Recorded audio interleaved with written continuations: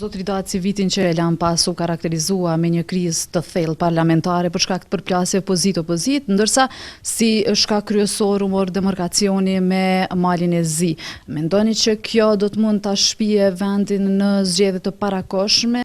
E shifni po bëhen 2 vite nuk ka asnjë temë e jetës, e ekonomisë, e shkencës, e kulturës, e arsimit, por veç çka po thot ky, çka po thot ai, ku do të jetë kufiri, ku do të jetë.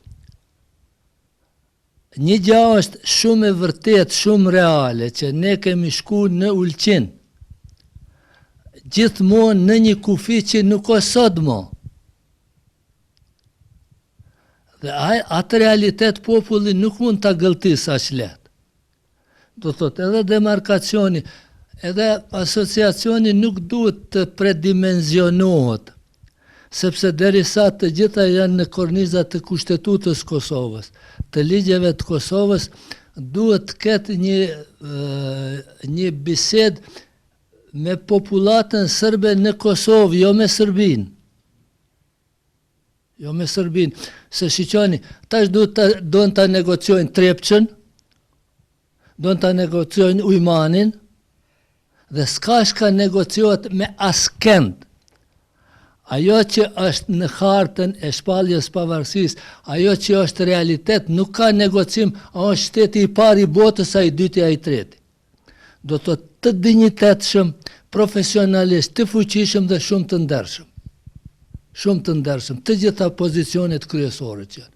Duhet të parashtrohet një autoritetit të qytetarëve, në qoftë se populli mendon që ju nuk jeni këtë shtynë, po edhe zgjedhjet në shpejtësi, pa përgatitura sa duhen, pa respektim të faktorit ligjor, dhe vretja kryesore e Bashkisë Ndërkombëtare që krejt këto deformacioni janë produkte dhe i punës Bashkisë Ndërkombëtare në Kosovë.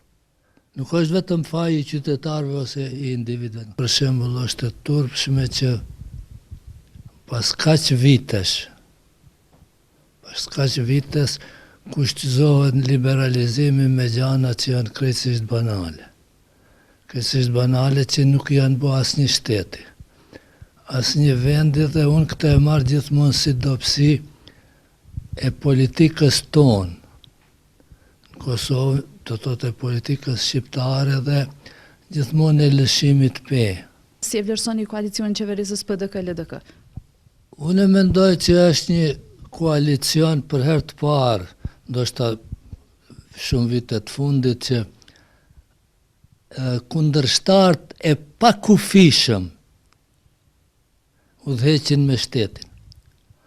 LDK nuk e ka dashur kur PDK-n. PDK kur nuk e ka dashur, as nuk mendon me e dashur. Që nuk është ndonjë tragjedi, se rrethanat, por këto nuk duhet të shndrohen në armiqësi politike dhe institucionet mos funksionojnë.